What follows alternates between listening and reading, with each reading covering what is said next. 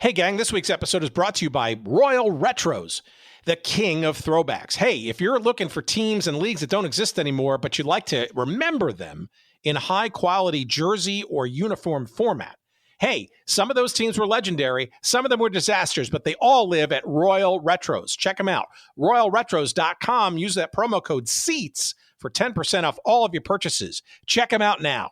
And now, check out this episode. Take me through those last hectic minutes. You score the last 7 points for them. The first field goal comes on the steal. I think it was just a matter of opportunities coming. There you go, Bill.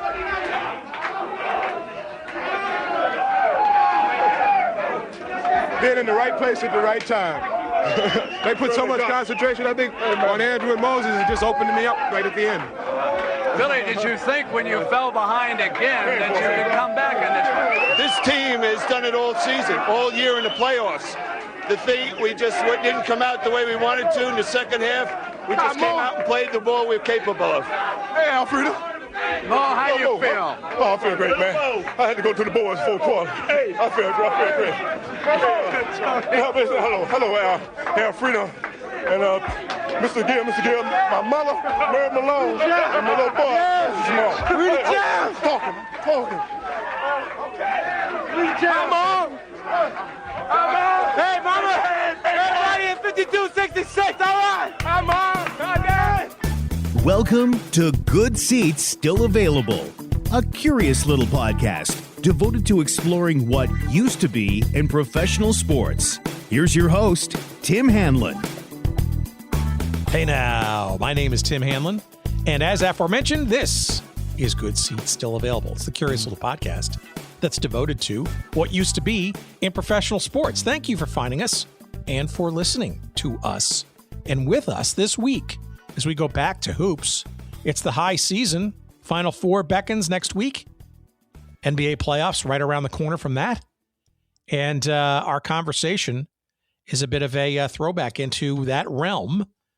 And you were looking live at CBS's coverage in the winner's locker room back on May 31st, 1983, a mere 43 seasons ago, when the Philadelphia 76ers won their last NBA Finals championship. I know a raw nerve struck when I talked to and at people from the Philadelphia region.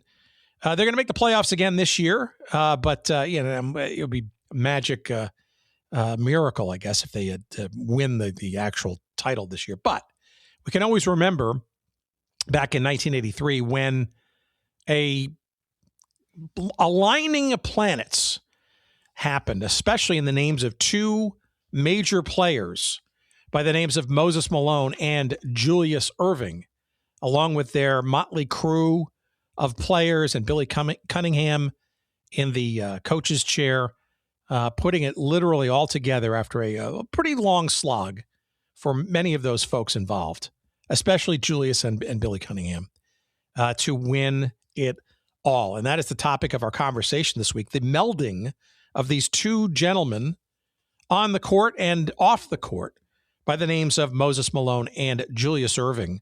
Our guest this week is Luke Epplin, who has written a very cool book. It is kind of all the rage, great reviews and stuff, highly encouraged.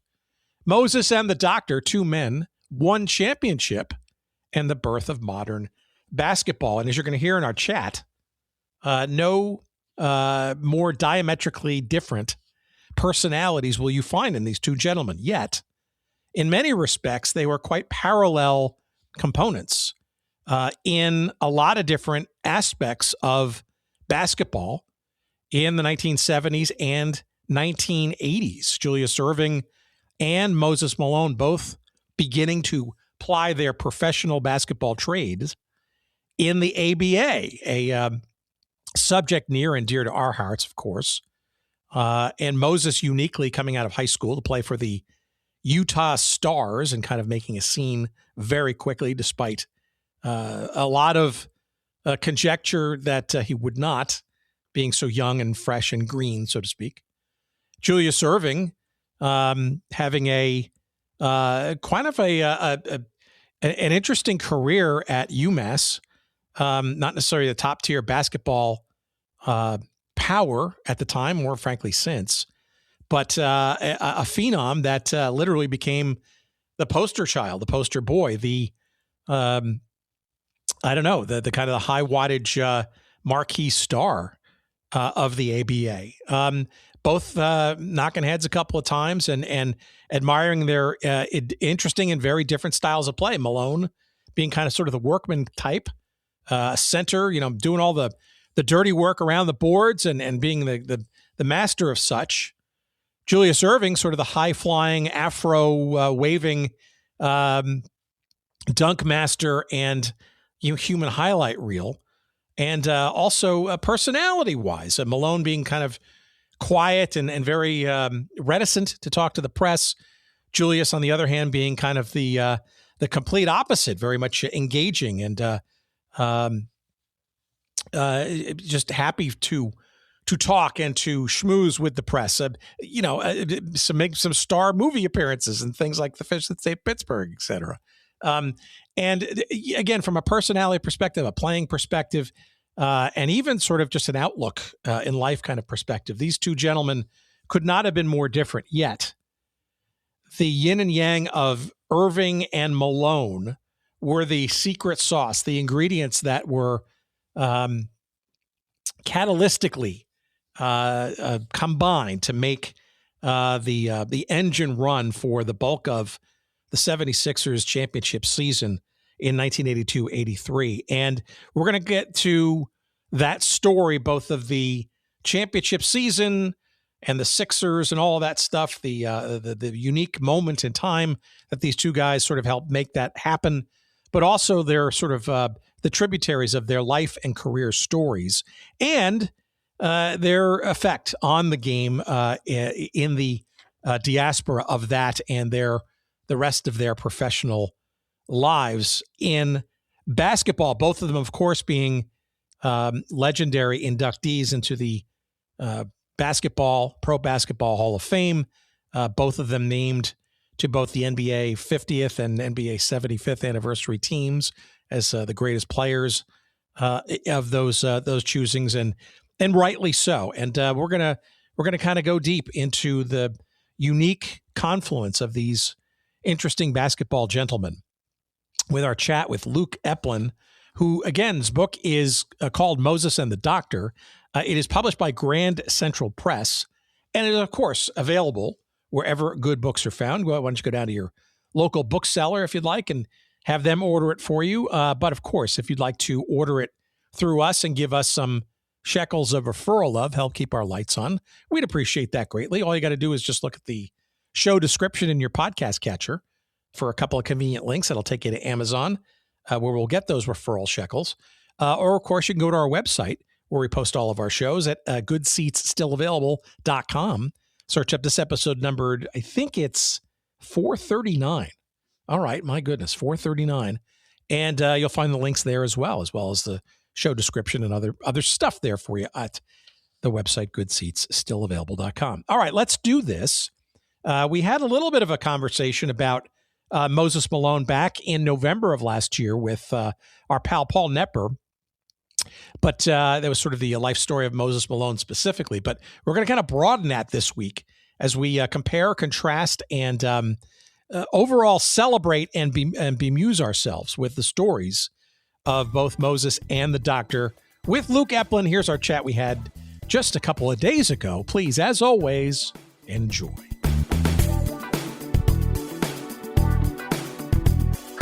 These two guys, right? It's an interesting arc of a story because I think most people who have been paying attention for basketball for any length of time kind of just, look at it as, oh yeah, those were the two guys that helped win a championship in 1983 for the Philadelphia 76ers. But clearly that's more of a center point to a broader story, right? So give us a sense of what this book is really about for those uninitiated, because 1983 is one thing, but it's really a study in similarities and contrasts and yin and yang of two of the greatest players that ever played the game. Yeah. So You're absolutely right to pick up on that. I think a lot of people might expect that this is going to be a book about the 1983 Philadelphia 76ers, and the narrative doesn't even really arrive there until the book is almost three-quarters of the way through. Um, I didn't conceive of it as that way. My first book was called Our Team. It was about the second black player to make it into Major League Baseball, Larry Doby, and the Cleveland Indians in the 1940s. And what I loved about that book was this idea of two leagues that developed in parallel to each other, the major leagues and the Negro leagues, and how that sprouted two distinct types of baseball, two distinct types of thinking about the game, playing the game, conceiving of the game, and the tensions that then happened whenever those started to mix more, particularly with the advent of integration.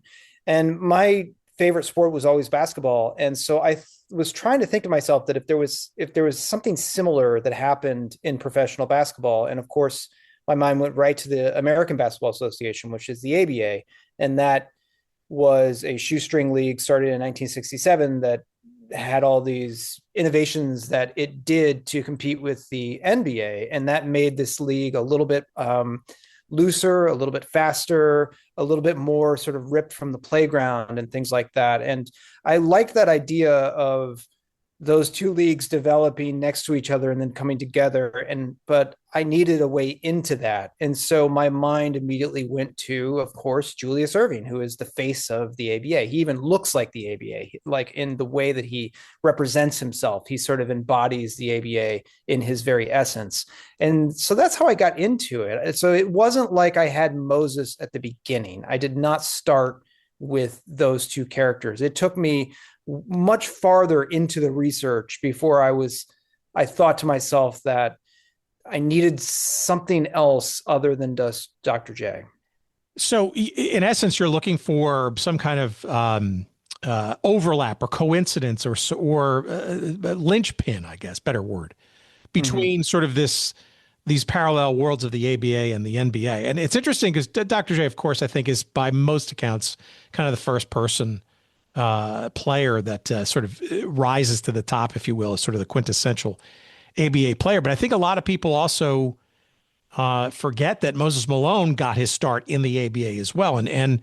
But I wouldn't, it's also interesting too, because as they came together in the Sixers and the NBA, right? I wouldn't necessarily call them natural rivals in the ABA per se, or even sort of opposites of each other. Or they might playing style, they might have been. Maybe a little bit of background of the ABA and each of their roles there, because each of them certainly had a different style of play that really made them both stand out in their own ways in the ABA, strangely enough. Yeah, so I would disagree with that. I think that like the thing that really made me lock into Moses Malone, not just the fact that he and Julius Erving came together to win the championship on the Sixers, but that these two men had opposing not only styles of play, but ways of being off the court. Like, I really couldn't conceive of two athletes who were more diametrically different for sure, yeah, personality-wise. Completely different than each other. And I really loved that idea. And that comes out in the ABA pretty well. Like, Julius Erving grows up in Long Island, New York. He really, the thing that I found the most interesting about him is that from his very early interviews in the 1970s, he's talking about himself as an artist. He's conceiving of what he's doing as artistry. He's aware that there are certain styles of basketball that are more aesthetically pleasing than others. And so when he's practicing as a young boy, he's not only doing free throws and layups and whatever, he's trying these moves where you start on one side of the basket, you finish on the other, you kind of improvise in a sort of way. Yet he's making that improvisation and what we would call these playground moves fundamental to his own playing style. And in that way, he's the first player to really kind of professionalized the playground to the greatest extent. You have like Elgin Baylor and Connie Hawkins and others before him who have lots of playground flashes to their game. But Erving's sort of way of approaching the game is this sort of ripped from the playground, wide open, attack your man sort of flair to it that is perfectly suited to the ABA, where that sort of style is not only encouraged, but really perfect for a league that is lacking big men, has a 3-point line to pull people out, and allows him to sort of attack the basket better than he could have in a more bunched up lane in the NBA. And so he really is able to develop this completely, balls to the wall style that really kind of, flowers the Dr. J persona and mythology. And Moses Malone just couldn't be more different than that. He is somebody who is, doesn't really need plays run for him. He's just going to get the ball off the backboard. Unlike Dr. J, who thinks of himself as an artist, Moses Malone constantly, until he retires from basketball, calls himself a laborer. He's a worker. He's in there. He's punching the clock. He's going to work. He's doing the dirty stuff that he needs to be done. He wants to see himself sweat. He wants to do all those little things that will sort of wear down his opponent and give his team a hard-fought victory. And then he's done. He does not want to talk to the media. He doesn't want to do anything else. His obligations stop the moment he punches off the court.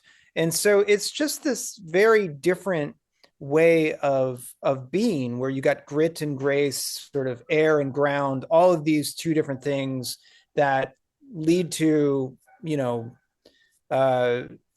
playing styles that just don't really even overlap, which is why I think they were able to come together so neatly, because they don't get in each other's way. What they're doing is kind of filling in what the other lacks. And it's just like a perfect circle coming together. How much of their differences in terms of personality and certainly playing style, how much of that is due to the ABA, and frankly, how much of it was sort of pre-established by the time they got there?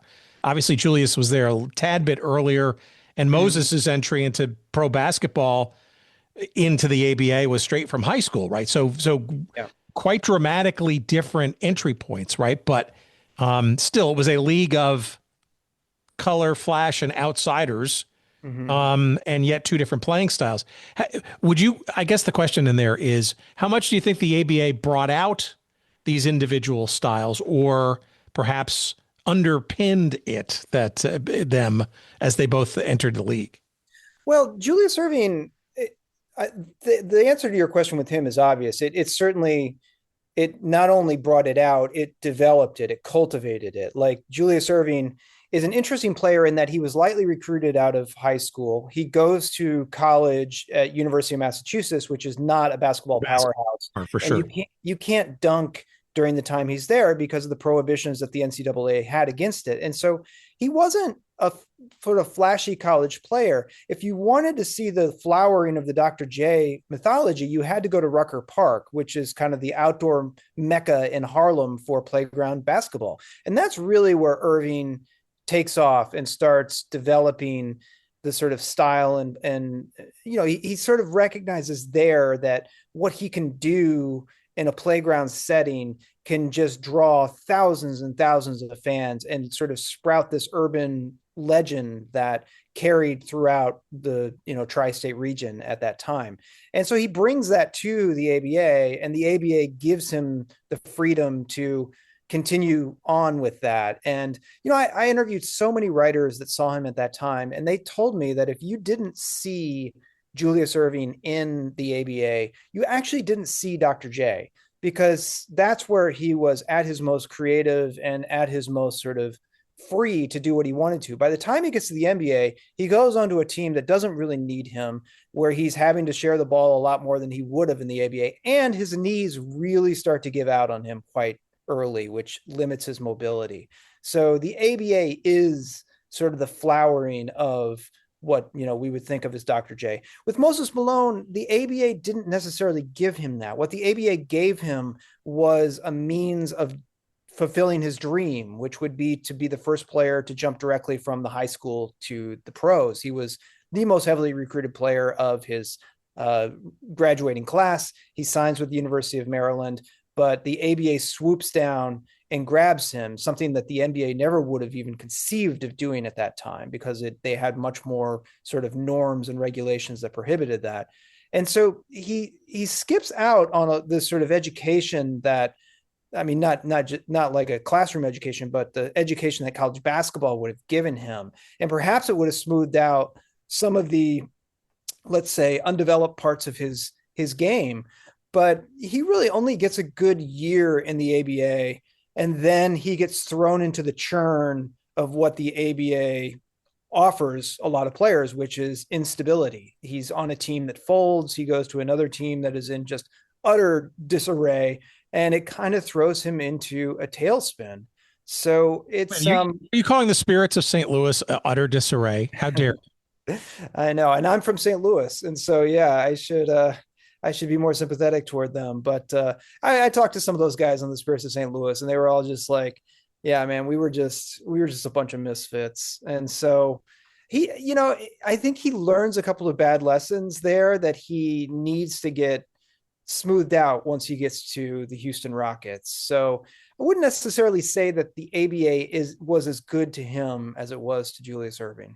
Well, yeah, we did talk to Paul Nepper about Moses a bit with his book a few months back, but I do want to kind of double click on Malone and his maturation process, I guess, for lack of a better term, in the ABA, because, I mean, you're hinting at it. I mean, I think by many accounts, as people look at his career, right, the Rockets is where, he really came into his own, and it may even, while he showed flashes of promise early on, it was still very much an uphill, I don't know if it's a learning curve, right? But it certainly was an adjustment to come directly from high school, certainly back in that day, to, establish oneself as being a key contributor in that stuff. I think the talent was there, and I don't know if it was raw per se, but I guess the question in there is, it would seem to me that if you're comparing the ABA-ness of each of these guys, right? Julius is kind of, megawatt star, flowing fro and acrobatically attractive to even the most casual of fan, right? Whereas a Moses Malone is, lunch paling it and, maybe standing out in the stat sheet, but not necessarily attracting, the dazzling kind of thing that most fans might go to an ABA game for, right? Yeah, I mean, it's interesting that Moses comes into the league the season before it really starts to collapse, and he's really heralded at that time. There are billboards all up over Salt Lake City where he comes for the Utah Stars, proclaiming him to be kind of the chosen one. And there were, some newspaper reporters saying that they thought that he was going to surpass Julius Erving eventually once he found his footing. He was, of course, only 19 years old at that time.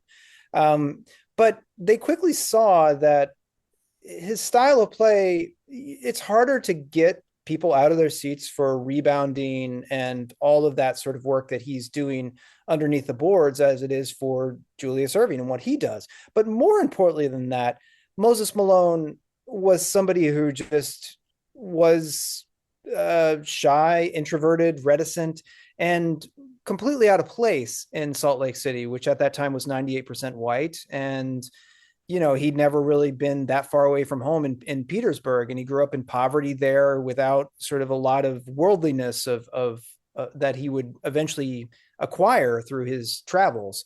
But he just, he didn't want to talk to the media. He would do things like turn his jersey inside out if he knew that a national media figure was there trying to interview him, so they wouldn't be able to identify him.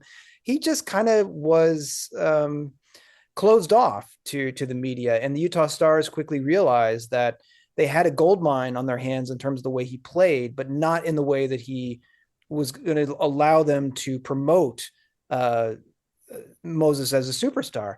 And that's, just again, the polar opposite to Julius Erving, who comes in the league not only sort of confident in the style that he is pioneering, but sort of, knowledgeable about the fact that the ABA is financially struggling all the time and needs a sort of ambassadorial figure. And he steps into that, and he really, decides that he's going to sign every autograph and talk to every reporter, give people what they need, do all the things that are expected of him, and that will help the league thrive. And that is why I start my book with a speech that Julius Erving has to give before the first game that he faces Moses Malone in Moses Malone's home court. And it's such a strange idea for the home team to call on a visiting opponent to give a speech about somebody he's about to play. And I can't imagine anybody else doing that except for Julius Erving, who graciously steps into and basically not only kind of praises Malone, but validates the idea that, yes, you can take a high school player. It's okay. We didn't rob him of his education. He's ready, all that sort of stuff. He basically puts to bed any of these doubts that people might have that this was a smart thing to be doing. And it's just this sort of maturity that he has from a very early age that then he carries with him throughout. And in fact, when I interviewed Julius Erving and I asked him about, my biggest thing was, how does somebody like you get along with Moses, considering how different you are? And he's like, yeah, but you have to remember, I met Moses when he was 19. I gave a speech about him. So I was like, oh, that speech was really, really key to like their twin journey, basically.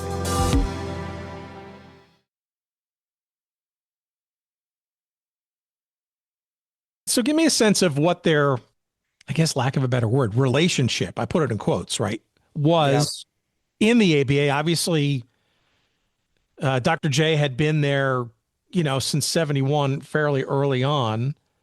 And, Moses had only been there, arguably for the last 2 seasons. And that second season was certainly much more choppy than the first one in the ABA. But I guess what I'm trying to figure out a little bit more is, before things coalesce in Philadelphia between the two of them, what was, if anything, their relationship? I mean, was it adversarial?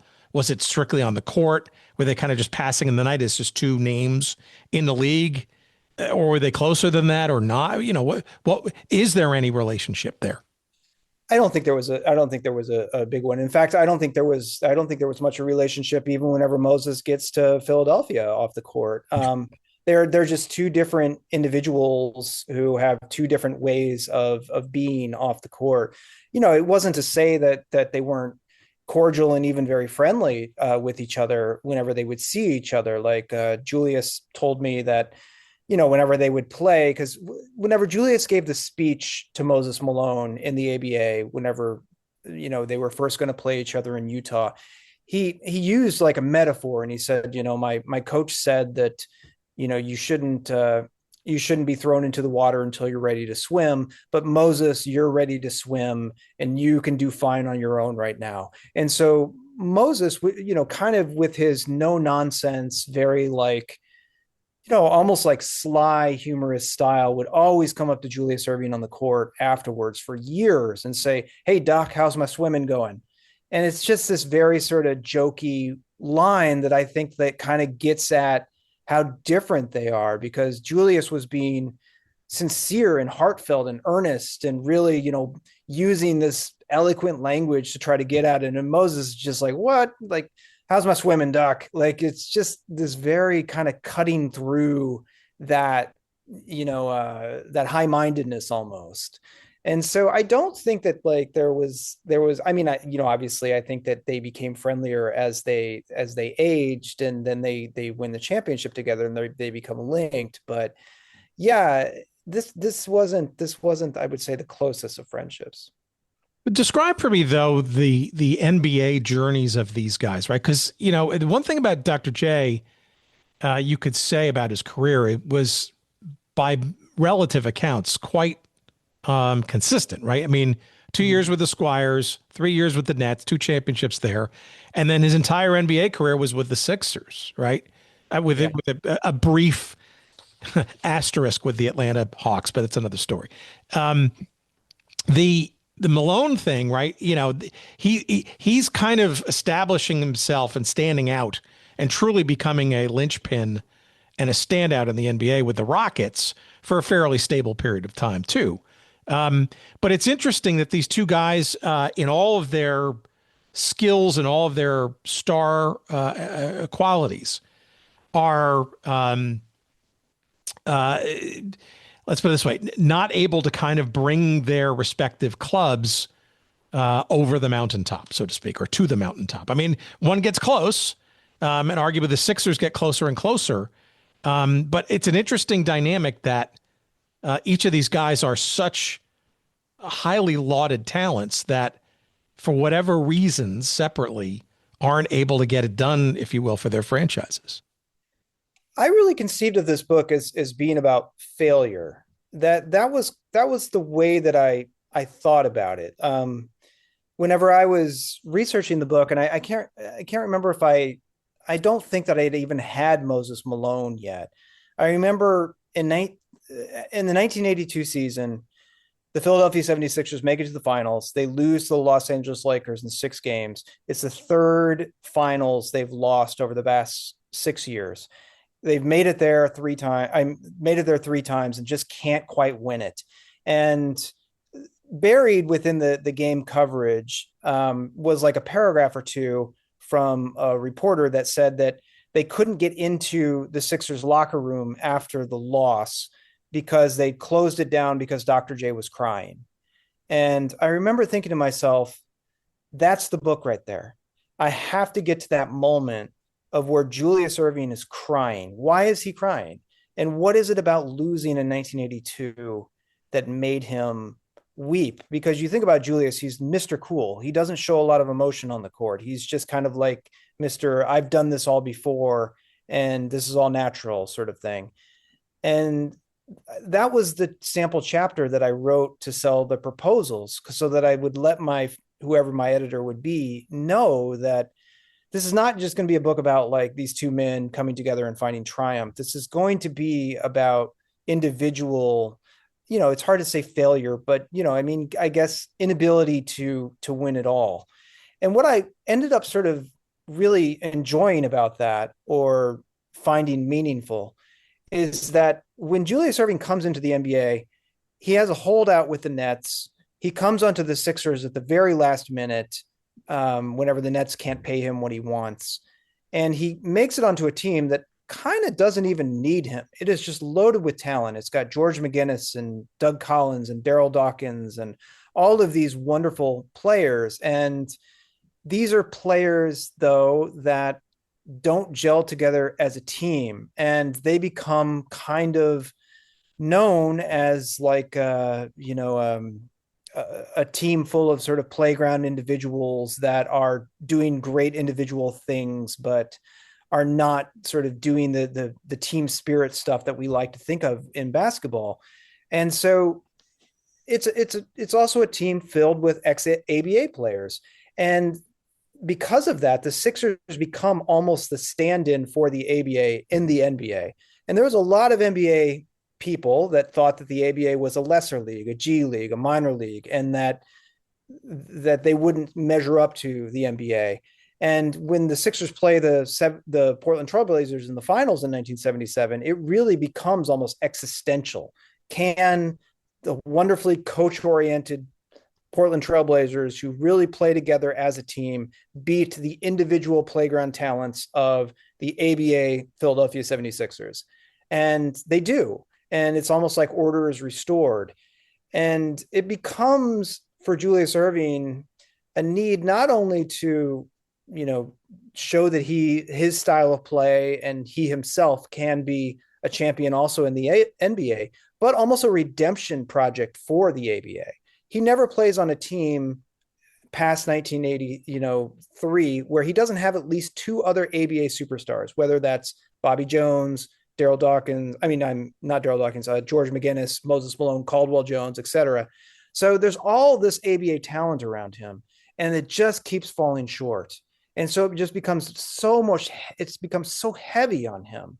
And it's something that Julius himself, I would say, doesn't want to really talk about. He wouldn't engage with me whenever I wanted to go into the way that his legacy seemed before he paired up with Moses Malone. He's like, well, it doesn't matter because I won the championship. But I was like, I know, but let's go back to the moments where it looked like you weren't going to.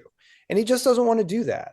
And I think it's just because it was so hard and painful and full of that sort of failure. And that to me is the most interesting thing about the book, basically. Yeah, it's interesting. I was the side question and all that was going to be, and I was going to ask it sort of maybe at the end, but how do these guys feel about the book so far that you can tell in putting these two distinctly different personalities yet complementary at the end of the day, and there's their unified success with that championship season?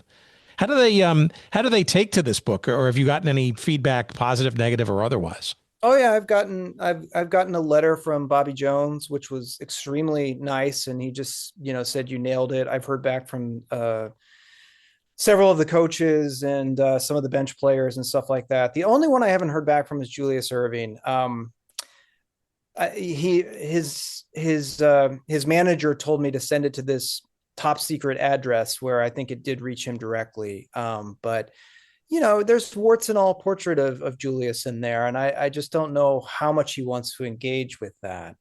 But I mean, overall, I think it's an empathetic look at both of these individuals as they're trying, because I mean, I guess we haven't talked about Moses on the Rockets, where he kind of comes into a scenario where, the way that I always thought about Moses was that he's really comfortable in Petersburg, where he's surrounded by his family and his friends. He goes to Utah, and I think that he's immediately adopted by some of the older guys, Ron Boone and Gerald Govan and all these other players that are on the Utah Stars. Then he kind of gets bounced around a bit. And Moses is just on a search for stability and home. And it seems like he's found it on the Rockets. And the Rockets are this really interesting team where they're just got a bunch of big lumbering guys surrounded by really good shooters like Mike Newland and Calvin Murphy and things like that. And so their sort of whole strategy is just to milk the shot clock, get the offensive rebound, and then milk the shot clock some more. And so they play very slow, very ugly.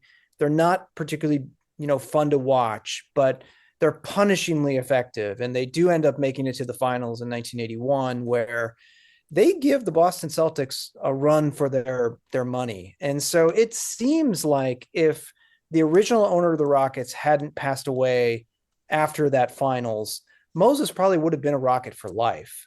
But then there's a lot of management churn and all that sort of stuff. And Moses gets kind of bandied about, and he ends up going to the Sixers. And then he sort of also gets thrown about the rest of the league. So it's just kind of interesting to me that someone like Moses becomes the ultimate superstar journeyman, not even really finding a home in Philadelphia.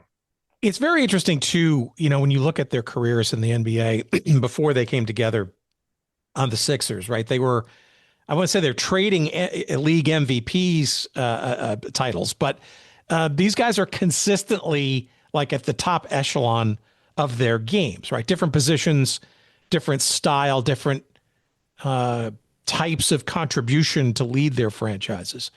How does this combination come together? I'm trying to remember some of the reporting around that time.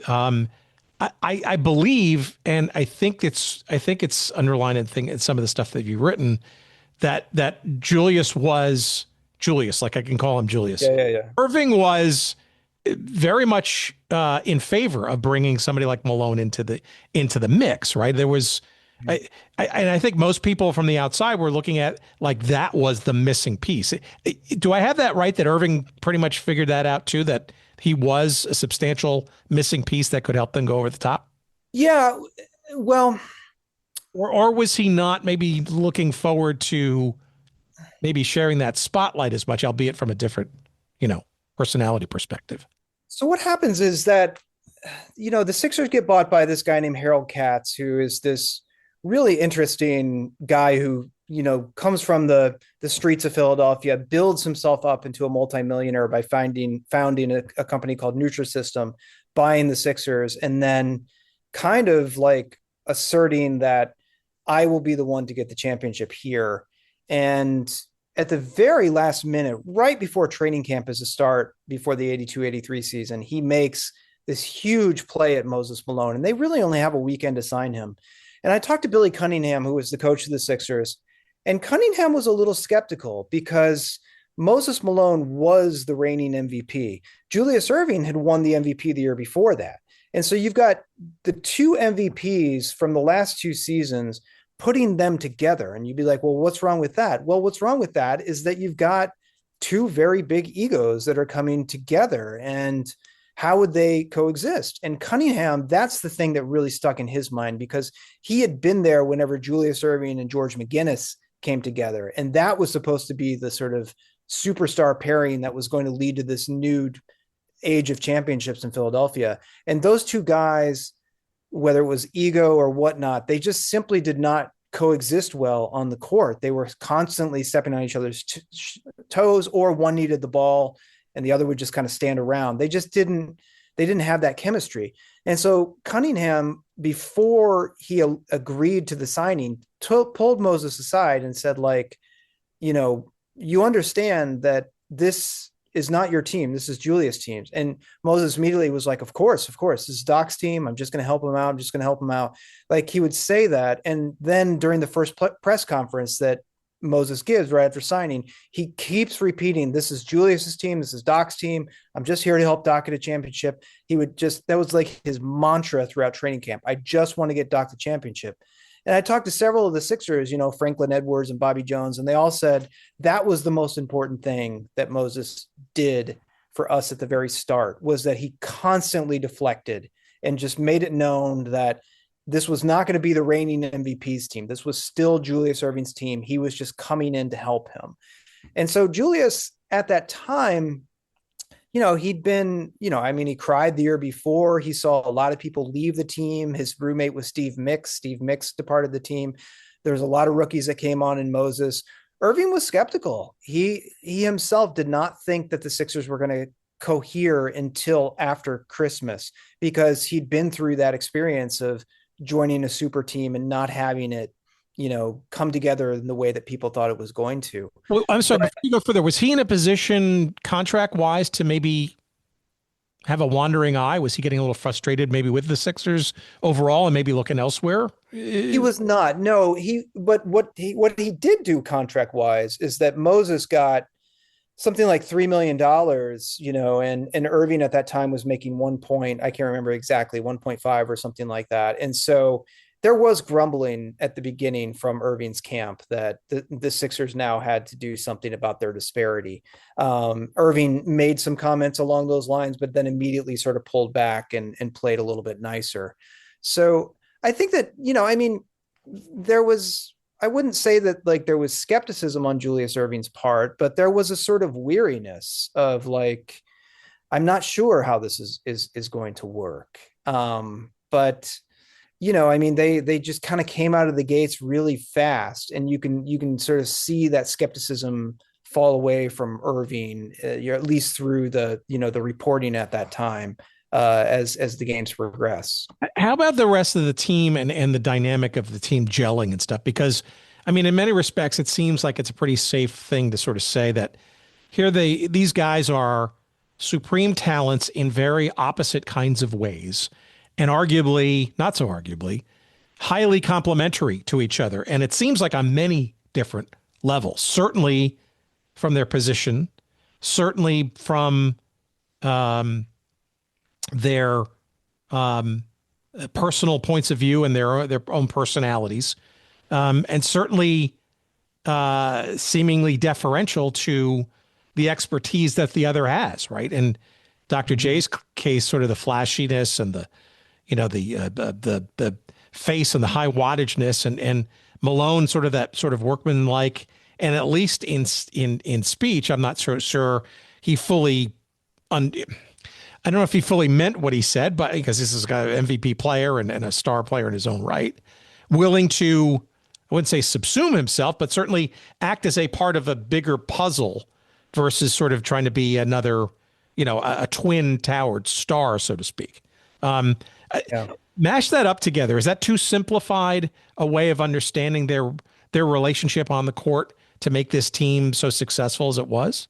I mean, obviously, like I said, you can sort of look to what Malone gives them immediately as rebounding, which is something the Sixers have always lacked. But what he also gives them is that sort of interior presence that Erving has constantly wanted, and Erving at the same time gives Malone an extra superstar that he didn't have on the Rockets. But that I think that somewhat explains their chemistry. But I think really what also explains it is the fact that they both had been carrying the burden of being the superstar for a long time. Like Malone dragged that 1981 Rockets to the finals. That team was below 500. They were 40-42 that year. And Malone just, kind of steamrolls them through the playoffs. And he really, if you look at the minutes that he played on those Rockets teams from like 78 to 82, it is a monumental amount. He's consistently playing the most minutes of anybody in the NBA.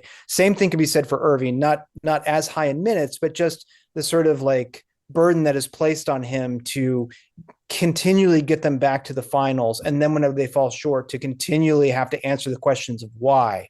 And what Erving immediately recognizes is that with Malone there, he's able to be on the bench a lot more. He's able to sort of, kind of take some plays off whenever he needs to. It really helps his sort of mid-30s legs, basically. And Malone himself, it says, boy, I've been on the bench more than I've been in 5 years now. And it just kind of almost like they're enjoying the fact that together they're sharing it. And there's also just kind of like, I mean, I can't remember who, I think it was Pat Williams, the GM, said that when what he thought of with Erving that year in particular was that Erving had sort of a cold resolve on his face that whole season that he hadn't always seen. He said sometimes Erving would, they get into the half court at the end of games and Erving would get a little tight. But he didn't in that season. There was just sort of like a no nonsense.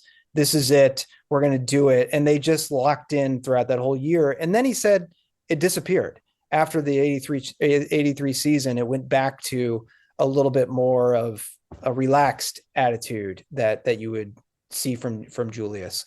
So, yeah, I think that just, the fact that those two, who couldn't do it individually, allowed themselves to do it together and ease their burden along the way.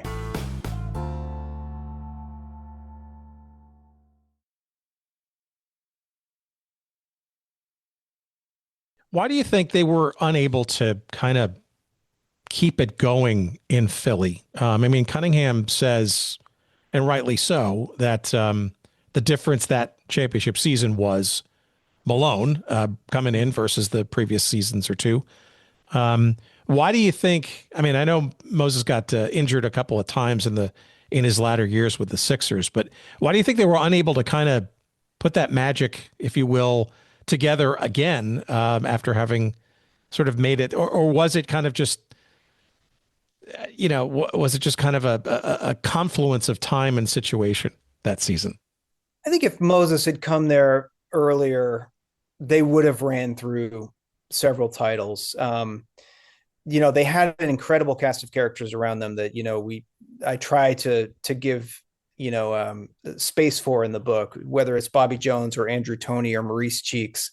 But people like Erving and Jones and even Malone himself kind of got old quick. And the bench was always thin for them. But I think it was just sort of that it was kind of a last hurrah for Julius Erving. If you look at the way he played against the Nets in the playoffs the following season, even the Nets players were saying after the series, whenever the Nets, unexpectedly beat the Sixers in the playoffs, Erving looked old. And it was kind of like he he won the championship and then sort of immediately ceded it to like Larry Bird and Magic Johnson. So yeah, I think that's pretty much, what you can see. Malone himself didn't have as good of a season himself. He kind of almost lost a little bit of focus. I think that he's best whenever he's just playing a lot of pickup basketball, and he was suddenly in demand, and I think it kind of messed with him a little bit. And then of course there were chemistry issues. I think a lot of people blamed the owner, Harold Katz, who was an overbearing presence. Let's say he would come to the locker room and, lecture the players and kind of, make his very strong opinions known. And a lot of players chafed against that, Moses Malone in particular. And Malone and Katz had a very rocky relationship until after Moses retired. Apparently, according to what several people told me, they did play a round of golf at one point before an anniversary and made up. And then for the rest of their lives, they were buddies again. How do you sort of frame these two guys in the grand scheme of things, right? These guys sort of shared a journey in the ABA to some extent. They willed their teams individually as far as they could on their own with their cast of characters and coaches and support that they could. They fused together to climb the mountaintop and win a championship.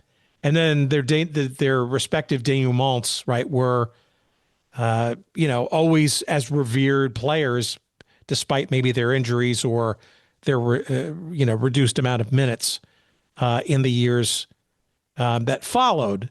But there was no question, even in those waning career years for both of these players, that these were two guys that were monumental generational talents, underlined by NBA 50th, NBA 75th, whatever. There's one of a small handful of folks that, that have been idolized as giants in the league and in the pro game. How do you put them on the pedestal in the pantheon of all the better players in the NBA, because they are singular and uniquely memorable for very different reasons?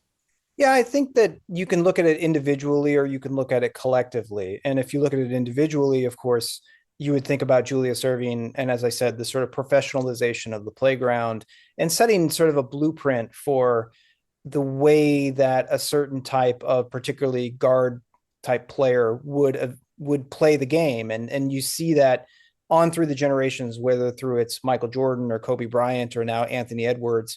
They're all kind of doing a version of what Julius Erving was pioneering at that time. It really is this idea of bringing the outdoor game indoors and sort of making that as fundamental to the game as a free throw. And with Moses Malone, of course, you would have to look at, first of all, the pipeline that he established from going from high school to the pros. He's really the godfather of that. And then just the sort of like the blue collar rebounding style that you see on a lot of championship teams, whether it's through the Pistons and Dennis Rodman on through the Bulls, and then like the Ben Wallaces of the Pistons, those sorts of players that can really, make a tremendous difference between them and a championship team. But collectively, I think they're more important, because the thing that I really sort of wanted to get at with that 83 Sixers team is that it is the sort of the redemption of the ABA on that team. That team has a lot of weight in terms of carrying the ABA. I mean, it's interesting to me that they played the Los Angeles Lakers that season. The Lakers had not a single player who'd played a minute in the ABA on their roster, and the Sixers had several, including their coach, Billy Cunningham. And so it really is kind of that spirit and what the ABA represented as flowing through the Sixers. And also, I just think that the way that any of these things happen is that over time, everything gets flattened out. And the way that we think about the 80s is really the Magic Bird, renaissance of the league that sort of leads it into the global game that Michael Jordan will will sort of capitalize on. But that kind of erases the early 80s at that time, whenever the Sixers were the best team in the league. They had the most wins from 1977 to 1983. They just couldn't get over the hump. And so there was just this almost erasure of these two superstars who were just as instrumental as Bird and Magic. And so the book is trying to, look at that, look at teams other than the Sixers, the Celtics and the Lakers. It's also interesting too to see how they kind of respectively went their separate ways in terms of life, right? I mean, Julius is a guy who's, he was part of the fish that saved Pittsburgh, and he wanted to own a Coca-Cola bottling plant and become a businessman and stuff. And Moses seemed to kind of retreat back into truly private life. I'm a little fuzzy on sort of what his career, quote unquote, was after his playing days, but reflective of their different sort of personalities. And I think, and we talked about this with Paul when his book about Moses came out. I think in many respects, Moses is also, while celebrated as one of the best players ever, I think he also gets a bit of a short shrift in the general conversation because he wasn't the most gregarious. He was more, internally focused. He was misunderstood in some cases in the way he spoke, and people sort of, assuming he was less educated than he really was, for example, and those kinds of things. And that, I think that also, as time goes on and as books are written and people, try to put history into context, right? I think those kinds of personalities sometimes lose out in the writing or the rewriting of some of this stuff. Is that fair to say? And or did you kind of try to knock out that preconceived notion as you were doing this book? Yeah, I haven't read Paul's book, but it's interesting that Moses suddenly had two books about him. What I was worried about was that Moses obviously is no longer with us, and so before I decided I wanted to elevate him to a main character, was how would you humanize and carry half of a book with a person who very rarely spoke? Like, exactly, what would that even look like? But what I really came to see is that it's true. If you go through sort of day by day by day by day in various newspapers or archives, you don't get a lot from Moses Malone, and you can tell the reporters are frustrated in how little they're getting from him. But when Moses does talk, or if a reporter is asking him the questions that he wants to answer, he answers them very directly and very honestly, and in a way that I think reveals a lot of himself often. Like, I was surprised at how funny he was. There's a lot of humorous quotes of Moses Malone in the book. I was surprised at how eloquently he would talk about his craft whenever someone asked him the right question. And I guess I shouldn't have been surprised by this, but I was also just surprised by how much somebody who has gained a reputation for not saying anything is now best known for things he said. And those two things I'm thinking about are whenever the Rockets played the Celtics in the 1981 NBA Finals, Moses Malone, after game 4, says, "The Celtics aren't that good. I could take 4 guys from my hometown of Petersburg, Virginia, and beat the Celtics just with those guys." And it's this tremendous confidence / arrogance / almost foolishness that is kind of characteristic of Malone. Like, he is just a straightforward guy who is charging into obstacles, whether it's on the court or whatnot. And that, I think, leads into the faux quote, where he's injured whenever he makes that quote. He's barely able to walk, and he's predicting that his team is going to sweep the finals. I mean, the playoffs. And it's just a ridiculous quote. And you'd think that if you'd asked Julius Erving that quote, he'd be like, well, you have to understand that basketball is blah, blah, blah, and the Lakers are really good, and maybe we're going to face the Celtics and blah, blah, blah, blah, blah, blah, blah. And it would just be this long-winded but very eloquent thing that is completely unmemorable. But Moses Malone, again, cuts it down to its essence.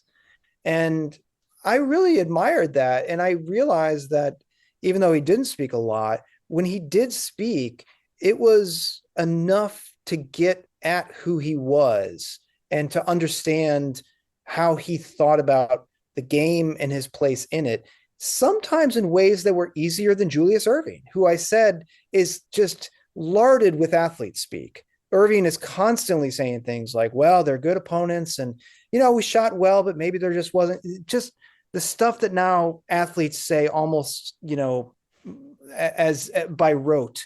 And Erving was so good at that. And so it could be hard sometimes to be at, where's the human here? Like, what does Julius Erving really think? With Malone, when he talked, you didn't have to worry about what he really thought. He told you. And so in some ways, Erving was more vexing for me than Malone. That's a very interesting dichotomy and or comparison, right? Where in some respects, right, what you're saying is that, Dr. J is the Dr. J. He's the doctor. He's got, he's always on and doing all and a magnetic force and a personality and stuff. But what's inside there is not necessarily easily revealed. Whereas Malone, he's, essentially, the few words that he does say, people pay attention, right? And it's in many respects, it's kind of more genuine, and arguably he's much more of a raw sort of human kind of character than Jay was in terms of his commercial appeal. I have this section in the book where I talk about Philadelphia is notorious for its fans and the way that there's the sort of rowdiness and the sort of almost like antipathy that they sometimes have toward their own players. And they don't have that to Dr. J, but there is a way that like Julius Erving in his kind of he really wants to be all things to all people. And so he's trying to bridge these divides that are in Philadelphia. You had at that time a lot of deindustrialization, a lot of white flight. You had all these white ethnic enclaves left over that were almost in opposition to the more traditionally segregated African-American populations of Philadelphia. And there's a lot of racial tension in the city at that time. And Julius is trying to speak to both of those populations. But by doing that, he has to almost present himself, as kind of I'm not a flawless figure, but somebody who can sort of be above that racial conflict and in a way to bring people together. And that makes him, admired, but not necessarily beloved, because you don't get that sort of authenticity off of him. But when Moses Malone comes in, he immediately bridges those two communities, because the white ethnic enclave, which is mainly sort of made up of blue collar workers, recognize in Malone that sort of grittiness and the sort of effort and hustle and that just kind of almost like, blue collar attitude that he has. And of course, the African-American populations love him as well. And he just exudes this authenticity that people are attracted to. And so he becomes in some ways not only more beloved, but more of a Philly athlete than Julius Erving could hope to be by dint of, his own character and personality and what he's striving to achieve. Which I think is interesting at sort of as a coda on this story, especially from Moses Malone's perspective, right? He, I guess from an all-star, Hall of Fame kind of perspective, right? There's probably the Houston part of his career and the Sixers part of his career. And it almost feels to me, and I think if I'm not mistaken, he kind of gravitated more to the Sixers as kind of the halo under which he got inducted. Is that I think that's right. Yeah. Even though he lives in Houston for the rest of his life. And arguably he was, he grew up and was mentored, or at least, it was warm and cozy, I guess, in terms of his adoption, if you will, in Houston when he was playing. But right. I guess it says something, right? That not only the championship, perhaps, but also perhaps this Dr. J relationship and or the other things that sort of flourished, I guess, if you will, with the 76ers, he aligned to it. Yeah. My first book was about the Cleveland Indians of 1948, whenever they win this championship with this great cast of characters, Bob Feller, Satchel Paige, Larry Doby, Joe Gordon, and all this. And it looked like they were about to start a dynasty, and then they run into the buzzsaw of the New York Yankees. And Bill Veeck was the owner of that team, and he would always quote a line when someone said, what was it about that Cleveland team? Like whenever you won in 1948, do you think you could ever do that again on a different franchise? And Veeck, of course, owns several other major league teams. And he says, he would always quote this line: "You can never recapture the first fine, careless rapture." And I love that idea, the first fine, careless rapture, where it's the first time that you finally make it to this place where you want your careers to be, or envision your careers to be. And then the rest of your career is trying to point back to that direction without ever getting up that mountaintop. And in both of my books now, that's the case. And because of that, a lot of these players are defined by the first fine, careless rapture. And, it comes late in Erving's career and kind of late in Moses Malone's career too, but that is it right there. And I think that if anybody thinks about that, they'll think of or they'll think of Julius Erving finally getting over the hump. And so, that's like a parallel that I was kind of conscious of, because then of course the Sixers run into the buzzsaw of the Celtics and the Lakers, and they can't recapture that first fine, careless rapture. And we live in a time where we have this magic thing called YouTube, where you can literally see, and I think you see it in the post game locker room conversations and champagne flowing and stuff, right? Where you see the mutual admiration of these two, and I think everybody in that room, but perhaps especially those two, recognize perhaps just how unique a moment this turned out to be. Yeah, and I would also put Bobby Jones in there as well, who'd been a warrior in the ABA as well with them. And, talking to Jones about it, he was just like, we were thrilled, but it was almost like the weight of it was lifted and you felt exhausted. And, if you sort of listen to Malone afterwards, Malone never is tired. He was like a jackhammer that just had unlimited energy, but it was almost just like then he was like, oh man, this was something. So yeah, it really is like a lifting, the way that I think of it.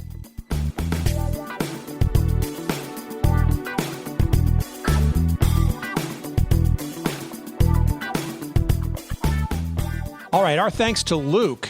The book, it's great. Get it. Great cover as well. Moses and the Doctor, it is called. 2 men, 1 championship, and the birth of modern basketball. It is published by Grand Central Publishing.